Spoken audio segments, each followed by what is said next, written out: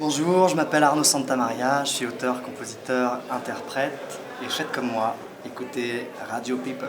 Salut Arnaud, raconte-moi comment ça se passe pour en arriver jusqu'à aujourd'hui avec une chanson qui a été vue des centaines de milliards de fois sur YouTube, avec une première partie de Palmas, avec un succès phénoménal, avec une émission Rising Star où tu as explosé le mur et tout, enfin bref. Mais avant ça, je pense qu'il s'est passé pas mal de choses, j'aimerais savoir les choses qui se sont passées avant tout ça. Alors si tu veux savoir tout ce qui s'est passé avant tout ça, il va falloir prendre beaucoup de temps pour que je te raconte parce qu'il y a quand même 15 ans, voire un peu plus de travail.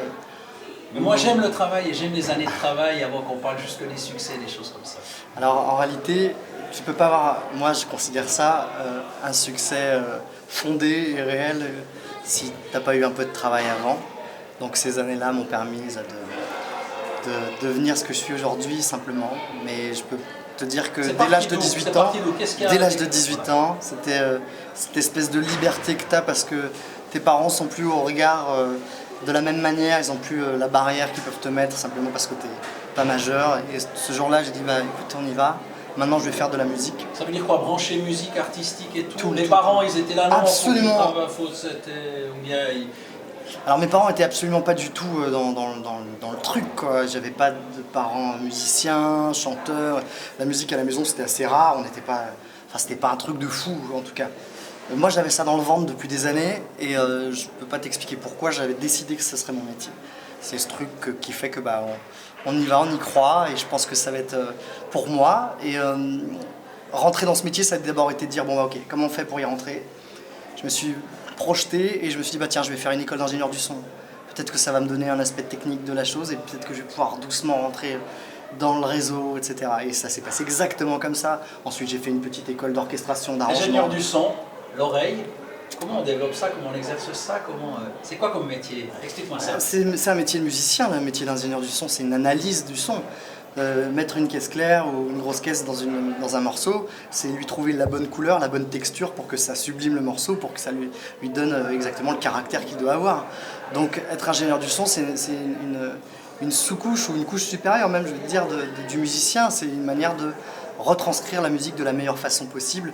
Et c'est aujourd'hui quelque chose qui me parle beaucoup puisque je peux aller de bout en bout sur un album, je peux le réaliser, je peux le construire, je peux le mixer, je peux l'enregistrer. Enfin, ça me sert aujourd'hui à un point qu'on n'imagine même pas. Tu parlais de couleurs et tu parlais de couches, c'est un peu comme un peintre. Il y a des exactement couleurs qui ne vont pas ensemble, il y en a des qui se marient très bien, il faut savoir mélanger, il faut savoir doser, c'est un peu comme ça. C'est ça, le mixage en tout cas. Un tableau, une chanson, enfin au point de vue de l'ingénieur du son, c'est un peu... C'est exactement la même chose. Je le compare d'ailleurs, c'est drôle que tu fasses cette... On se tutoie, hein? Bien sûr. Bon, c'est drôle que tu fasses cette analogie parce que je suis assez d'accord avec cette idée-là. D'ailleurs, je finis toujours par dire que le mastering, c'est le vernis du tableau. Le mastering, c'est la dernière étape d'un album quand on doit le faire presser et on finit par corriger certaines choses. On remonte un peu le volume, on change quelques fréquences qui gênent, etc.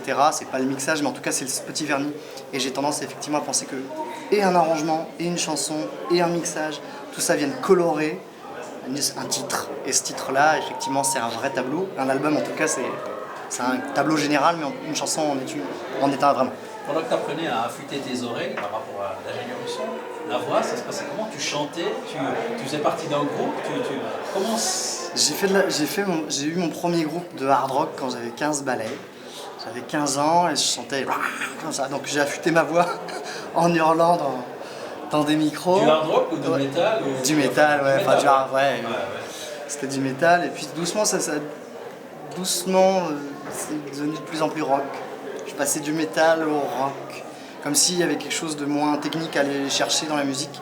J'avais besoin d'être plus dans l'essence même d'un morceau, du titre, sans être obligé de montrer qu'on sait faire des solos interminables et des trucs très complexes dans la musique. Donc j'ai voulu aller chercher quelque chose de plus intime.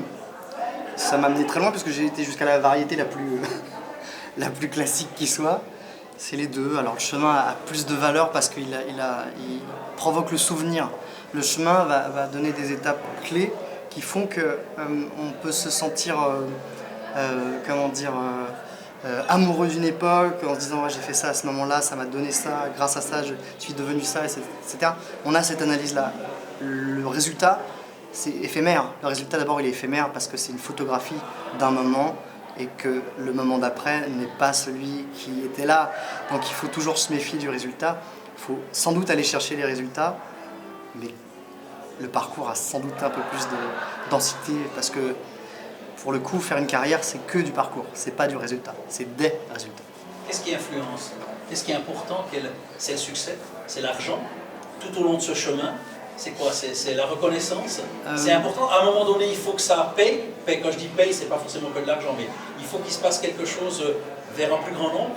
C'est la reconnaissance. L'argent, si j'avais voulu gagner de l'argent, j'aurais pas fait ce métier parce que j'ai tellement ramé que c'était pas mon objectif. C'était vraiment un objectif de reconnaissance, évidemment. Un truc d'artiste, un truc d'ego simplement, qu'on met un peu de côté à un moment donné, parce qu'on se rend compte que l'ego a pas beaucoup de sens dans ces métiers-là, vraiment, quand c'est important.